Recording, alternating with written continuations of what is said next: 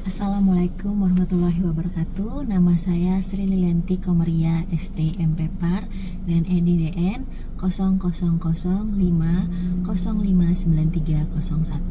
Saya dosen program studi arsitektur Universitas Sriwijaya. Pada video saya kali ini saya akan memberikan materi ajar tentang mata kuliah perencanaan kawasan wisata.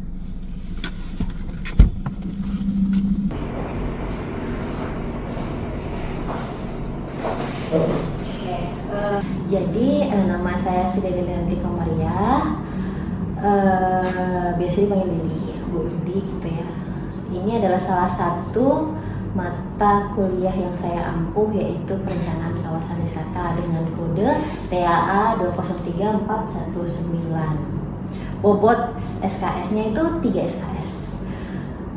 Mata kuliah perencanaan kawasan wisata atau biasa kita singkat menjadi Perkawis ini adalah salah satu mata kuliah pilihan. Tapi meskipun dikatakan mata kuliah pilihan, setiap dibuka semester ganjil biasanya ya, semester ganjil dibuka itu pasti kuotanya selalu penuh.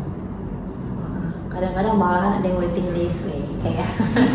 Kalau sama saya, insya Allah selama saya memberikan materi tentang pariwisata ini, perencanaan kawasan wisata, kita akan jalan-jalan terus, tapi online,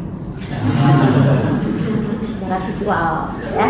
Pada mata kuliah ini mahasiswa belajar tentang prinsip, dasar, dan teori perencanaan kawasan dan perencanaan prasarana wisata. Ada beberapa sumber literatur sebenarnya yang kita pakai, tapi yang paling utama itu ada 2, dari Robert Chris sama Kopersi. Nanti kedepannya selama perkuliahan kita akan nambah terus literaturnya itu ya. Untuk capaian pembelajarannya adalah menguasai prinsip dasar dan teori perancangan kawasan dan pelaksanaan pariwisata, lalu mampu menerapkan pemikiran logis, kritis, sistematis, inovatif dalam konteks prinsip dasar teori perencanaan dan perancangan kawasan dan prasarana wisata.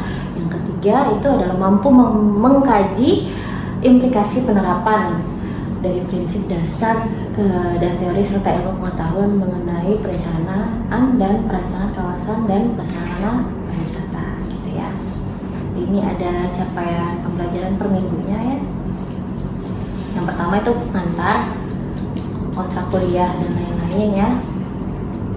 Yang kedua itu sudah kita masuk ke definisi pariwisata, lalu perkembangan pengetahuan tentang wisata dan lain-lain.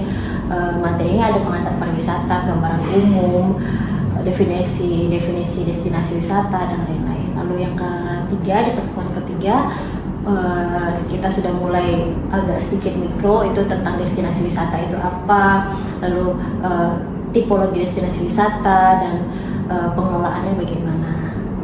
Ada UTS. Nah, setelah UTS itu kita akan mulai melakukan proyek besar, biasanya ada tugas besar. Nah, tugas besar ini biasa diintegrasikan dengan penelitian atau pengabdian saya dan Bu Listen sebagai dosen pengampu mata kuliah Perkawis ini. Bisa berupa penelitian, bisa berupa pengabdian, yang mana timeline waktunya cocok. Kalau 2 tahun belakang itu lebih ke arah pengabdian ya. Kalau kalian lihat kakak kalian itu kami integrasikan dengan pengabdian. Jadi mereka terlibat langsung ke lokasi pengabdian pada masyarakat yang memang harus melibatkan mahasiswa. Jadi kalian itu langsung terlibat dalam proyek mata kuliah Perkawis dan terlibat langsung juga dalam proyek pengabdian pada masyarakat. Oke, ini adalah perencanaan kawasan wisata kuliah 2. Kalau kuliah 1 kan penjelasan tentang FS tadi ya. Kuliah 2 ini terkait dengan definisi atau pengertian pariwisata. Yang pertama ada pariwisata. Ini tahu dari mana? Apa nama tempatnya? Kurang tahu. Namanya Tanah Blok. Salah satu destinasi wajib kalau misalnya ada studi itu. Kalau menurut Undang-Undang Republik Indonesia Nomor 10 Tahun 2009 tentang pariwisataan, pariwisata itu adalah berbagai macam kegiatan wisata dan didukung berbagai fasilitas serta layanan yang disediakan oleh masyarakat, pengusaha, pemerintah dan pemerintah daerah.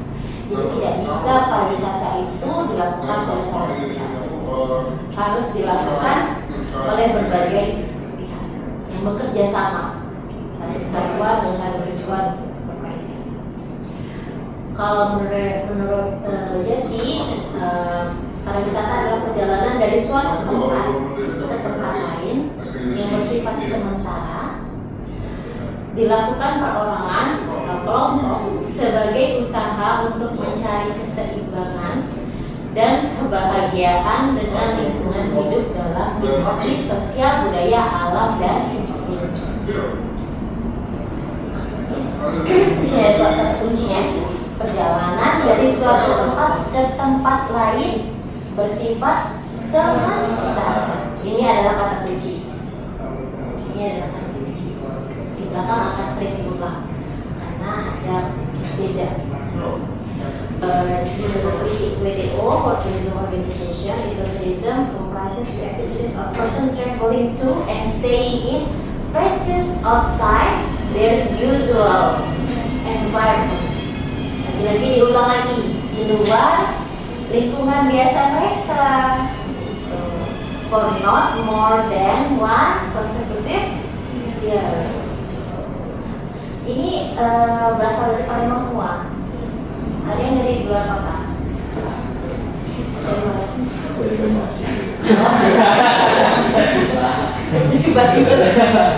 Ya, secara teknik nggak salah ya. Luar kota gitu ya. Jadi kalau misalnya kamu nih dari Banyumas, di sini ngekos atau tinggal? Ngekos. Nah, sudah lebih dari 1 tahun? Belum. Selama kemarin tuh nggak ngekos ya, pulang balik. Ngekos tapi belum 2024 ya. Oh iya.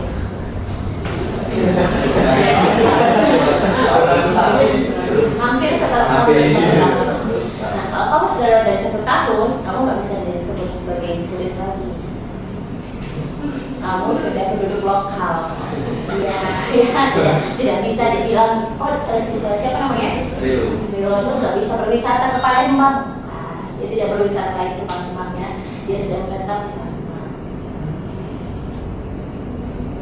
Kalau tadi ada pariwisata, sekarang ada yang namanya wisata. Wisata itu kegiatan perjalanannya yang dilakukan oleh seseorang atau sekelompok orang untuk mengunjungi tempat tertentu untuk tujuan rekreasi, hubungan pribadi atau memberi keunikan dari wisata yang dikunjungi dalam waktu sementara.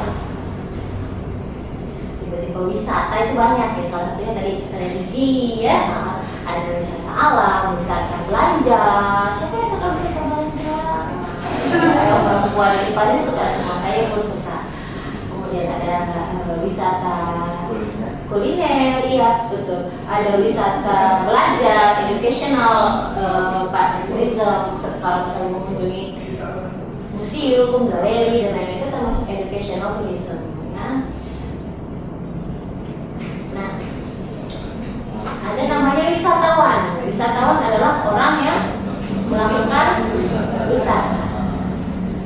Pernah mendengar orang menyebut pengunjung? Bedanya apa? Wisata. Kira-kira. Ini wisatawan nih, orang yang melakukan wisata. Kalau pengunjung, orang yang tidak sama sih, kan? Orang yang melakukan berkunjung. Tapi artinya ada bedanya dong antara wisata sama berkunjung. Antara berwisata sama berkunjung, beda. Bedanya apa? Kalau wisata mungkin untuk khususnya tempat-tempat pariwisata tadi. Tapi kalau pengunjung bisa berbagai tempat juga harus pariwisata. Contohnya? Misal berkunjung ke rumah teman atau berkunjung ke tempat lain yang bukan termasuk mungkin kan terbilang pariwisata. Oh gitu. Jadi kalau saya ke KI sekarang itu saya berkunjung ke KI atau berwisata ke KI? Itu mungkin masuk ke dalam pariwisata. Oh. Ada lagi? Terima kasih jawabannya. Tidak salah tapi kurang tepat. Ada lagi? kalau wisatawan itu tuh orang yang berkunjung ke suatu tempat itu untuk menikmati atau rekreasi suasana menikmati suasana di suatu tempat gitu. Beda dengan berkunjung ya, beda dengan pengunjung yang hanya datang untuk jualan satu kepentingan gitu, bukan untuk menikmati suasana di situ.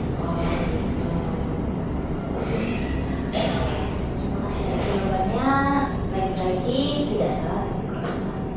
Ini mau menambahkan, mau counter attack pendapatnya, ya kan? Dari kita bingung nih, ternyata kalau wisata itu artinya orang berwisata, kalau orang itu artinya pengunjung. Kalau misalnya kalian baca-baca di artikel di koran gitu ya, banyak orang-orang yang berkunjung ke kawasan wisata. Nah itu gimana tuh? Dia pengunjung ke kawasan wisata. Apakah di awal ada filter gitu? Kamu pengunjung atau wisatawan gitu? Kalau kamu wisata pengunjung, kamu nggak boleh masuk ke kawasan wisata. Sebenarnya kuncinya itu ada di, saya bilang tadi, kata kunci. Kata kunci sebelumnya tadi itu kita merujuk pada wisatawan. Kalau pengunjung artinya yang tidak termasuk dalam kata kunci itu. Apa dari kata kuncinya? Kata kunci. Betul. Berpergian keluar lingkungan rumah ya. Pokoknya tidak di sekitar rumah mereka, di luar gitu, bukan lingkungan sehari-hari. Lalu pergi dengan tujuan, biasanya tujuan apa tadi? Untuk berwisata gitu ya, memang mau leisure dan lain-lain gitu. Lalu tidak lebih dari 1 tahun, hanya sementara itu. Jadi kalau misalnya rumah kamu misalnya di Banyuasin ya, kemudian kamu mau pergi ke BKB, kan kamu perginya ke tempat destinasi wisata yang tidak di dalam lingkungan kamu sehari-hari. Jadi kamu disebut sebagai wisatawan. Sedangkan misalnya temannya yang satu ini, rumah kamu misalnya di dekat bukit sini, bukit besar atau bukit kecil, kemudian kamu pergi ke BKB, tapi kan itu masih dalam satu lingkungan sehari-hari kamu kan, masih di kota yang sama gitu kan, kecamatannya juga bedanya sedikit sebelah-sebelahan, kamu disebut sebagai pengunjung. Adalah tipologi berdasarkan sumber daya alam. Yang pertama marine tourism, ada ekoturism juga ini ya, ngetrail, naik gunung dan lainnya itu termasuk ekoturism. Kemudian ini ada geoturism. Geoturism ini memang spesialis orang-orang yang suka menyusuri misalnya bebatuan, goa, yang seperti itu ya, yang daya tarik wisata, atraksi wisatanya itu terbentuk secara alami. Misalnya, biasanya sih mendekati gunung-gunung volcano yang aktif. Nah, ketiga ini dia termasuk dalam tipologi sumber daya alam, karena semua atraksi wisatanya itu dibentuk atau dihasilkan dari alaminya, tidak ada campur tangan orang. Yang kedua ada sumber daya budaya. Candi Borobudur termasuk kepada heritage. Heritage itu sejarahnya bersejarah. Jadi pariwisata yang memang menjadikan sejarah sebagai atraksi wisata. Salah satunya di Borobudur tadi. Ada yang udah pernah sih? Nah, ini sumber daya budaya, cultural tourism. Salah satunya apa? Festival apa? Betul, festival kematian, ya betul. Di Meksiko itu ada perayaan festival kematian. Jadi orang-orang yang sudah meninggal itu dirayakan, karena orang sana percaya pada hari ini arwah-arwah orang yang meninggal itu akan kembali ke bumi selama 1 hari.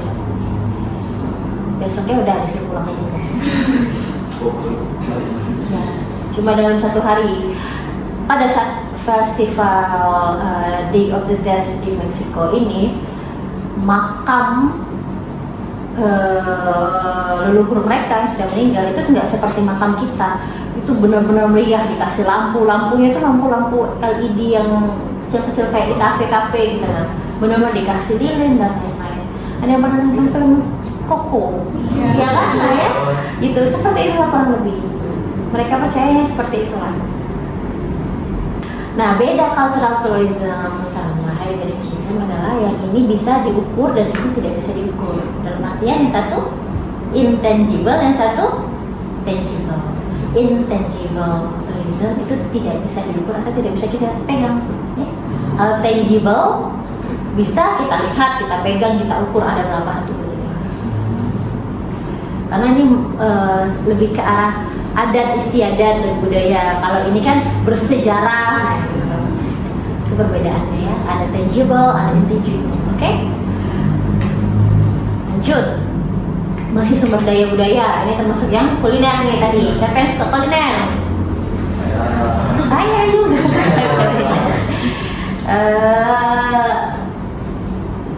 Ini kayaknya kalau itu sushi ya.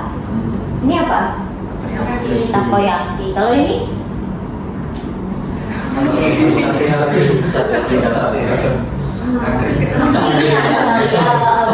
itu Sunda, rumah makan Sunda. Dan selanjutnya untuk sumber daya buatan itu ada water park. Ada, kalau di sini ada Amanzi ya, ada water boom. Ini buatan semua, man-made ya. Lalu ini ada cruise ship Royal Caribbean. Kenapa ini masuk ke sumber daya buatan bukan ke marine tourism? Kenapa coba? Kenapa cruise ship ini termasuk dalam tipologi sumber daya buatan bukannya ke sumber daya alam dan ekoturism tadi? Kan ini di laut.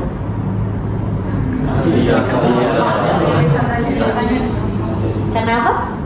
Karena wisatanya ada di kapalnya. Di kapal, betul. Ada lagi? Ya itu tadi, karena walaupun medianya gitu ya, infrastrukturnya kita menggunakan laut gitu ya, yang memang notabene sudah ada dari sananya, untuk berpindah dari satu negara, biasanya satu negara ke negara lainnya, tapi tetap aja wisatawan atau pengunjung yang datang ke sini itu memanfaatkan fasilitas sarana prasarananya yang dalam kapal. Nggak ada yang terjun langsung dalam laut. Takut ya, udah di samudra luas kayak gitu siapa yang mau terjun kan? Jadi mereka itu memanfaatkan memang fasilitas yang dalam kapal. Untuk berenang pun sudah ada fasilitas dalam sini. Waterboomnya ada, kolam renangnya ada, kolam renang air dingin, air panas dan semua. Oke, selanjutnya ada masih sumber daya buatan shopping atau wisata belanja. Ada Tanah Abang di Jakarta, ada GPO di Johor. Johor di mana? Ya, dari gambar ini terlihat sekali perbedaannya ya. Apa coba? Saya nggak bilang apa perbedaannya. Perbedaan apa coba?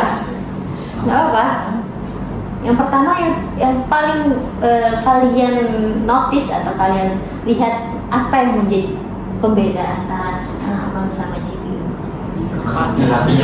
Kerapian. Ya betul, nggak apa-apa. Yang kedua? Suasana. Lalu yang ketiga? Merek. Nggak apa-apa, brand. Terus? Infrastruktur. Beda kelas ya. Pada intinya gitu ya. Jadi memang tadi ada suasana, merek, kerapian, kemudian kelas dan lain-lain. 5 poin tadi sebenarnya mengacu kepada sasaran pengunjungnya siapa. Itulah poin awal yang membedakan kedua wisata belanja ini.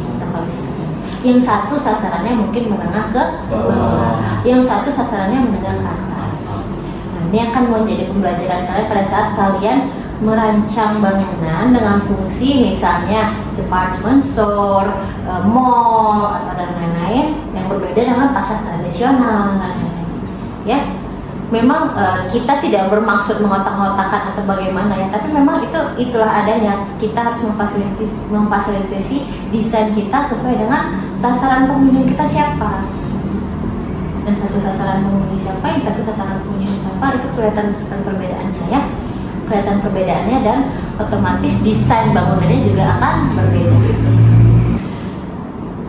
Nah, selanjutnya motivasi kegiatan minat khusus. Ini kira-kira apa tourism? Hah? Tempat sakar boleh, ke tempat angker boleh. Ada lagi? Hah? Mistis. Oke, apa lagi? Ya, mistis, angker, sakral belum tepat. Jadi memang sesuai dengan namanya dark tourism ini. Dia ini destinasi wisata atau daya tarik wisatanya adalah menjual kisah-kisah pilu, kisah-kisah mencekam.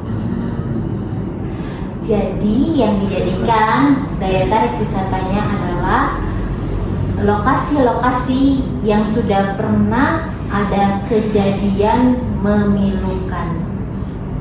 Kejadian memilukan contohnya misalnya ada pembunuhan massal, pembantaian, bekas bom, genosida, dan lain-lain. Seperti contohnya kalau di Jepang tuh bekas bom yang di Hiroshima, Nagasaki itu ya. Nah, itu saya lupa di Hiroshima atau di Nagasaki ada salah satu museum. Sebenarnya dia itu bukan museum, tapi sisa-sisa runtuhan dari bangunan bekas bom yang dijadikan museum. Orang bisa berkunjung ke sana. Untuk merasakan bagaimana mencekamnya pada saat itu. Jadi museum itu dilengkapi selain memang reruntuhan bangunannya dipertahankan seperti itulah, dilengkapi dengan efek-efek suara, dengan efek-efek lighting atau lampu dan lain-lain. Sehingga pada saat masuk situ orang akan merasakan bagaimana mencekamnya pada saat situasi itu. Tapi kalau 30 SPKI. iya betul, lubang buaya yang kayak gitu itu termasuk dari turisme. Jadi memang harus ada salah satu kejadian luar biasa. Dalam arti kejadian luar biasanya itu yang memilukan, memakan banyak korban. Bekas campnya Nazi di Jerman, itu masuk dari turisme.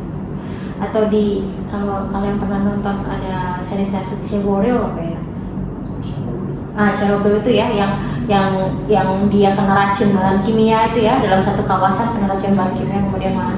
Nah sampai sekarang itu area itu masih harus steril. Jadi kalau kita berkunjung ke area Chernobyl itu ya, cuma boleh lihat dari jarak 1 atau 2 kilometer, nggak boleh terlalu dekat, karena ditakutkan masih ada sisa-sisa bahan kimianya dan bisa dihirup langsung sama pengunjung.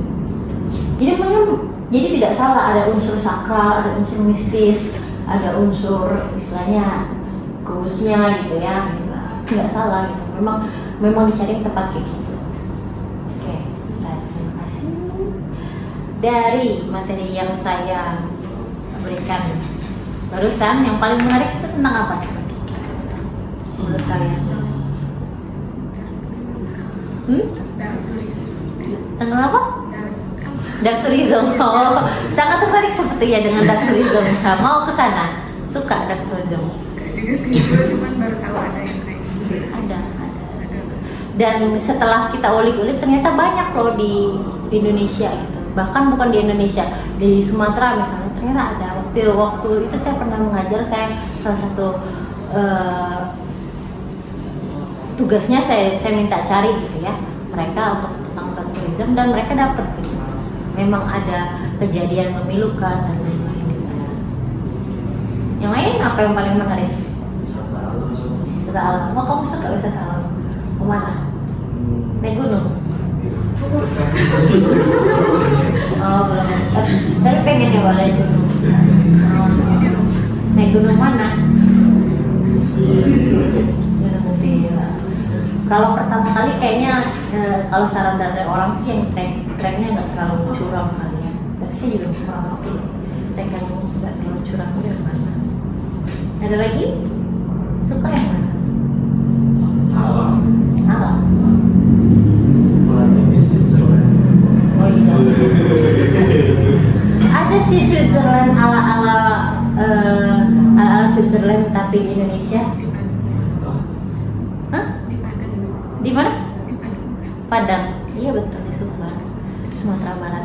Alahan Panjang namanya. Areanya. Namanya Alahan Panjang. Kemudian di Alahan Panjang itu ada danau di atas namanya danau di atas. Nah itu view-nya 11-12 bagus kan. Betul. Ada juga danau di atas di Jawa. Iya. Sarangan. Oh iya, namanya danau di atas juga. Bukan, iya danau di atas ini bu, di atas gunung perbukitan gitu. Oh iya, bagus juga. Bagus. Oh. View-nya gunung gitu. Oke, fasilitas wisatanya lengkap deh. Fasilitas wisata, iya ada speedboat di danau itu, ada berkuda. Oh. Terus bisa nyewa apa lagi jet ski juga ada. Untuk akomodasi hotel dan lain-lain ada di sini. Kalau penginapan orang tahu ya bu, itu kayak gimana ya, kayak cuman di situ tuh pasar ya bu.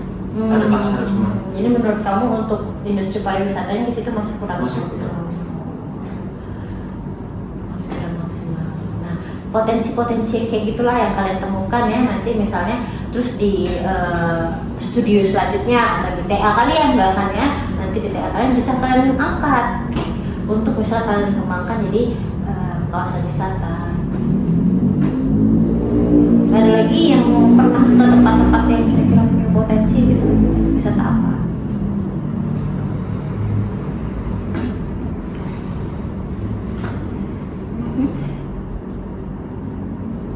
Kalau di Palembang sih kalau menurut saya mungkin di Sungai Musi. Emosi yang bagian mananya? Jadi Panjang banget Sungai Musi. Sungai itu juga apa di antaranya dari situ bu. Contoh misal mau di apa tuh namanya tuh jembatan Musi Dua. Musi Dua atau mungkin mau dijadiin. Musi dua yang di sini. Iya. Oh. Mau dijadiin kayak dermaga atau tempat hiburan di situ. Iya sih, Musi dua memang belum ada apa-apa ya.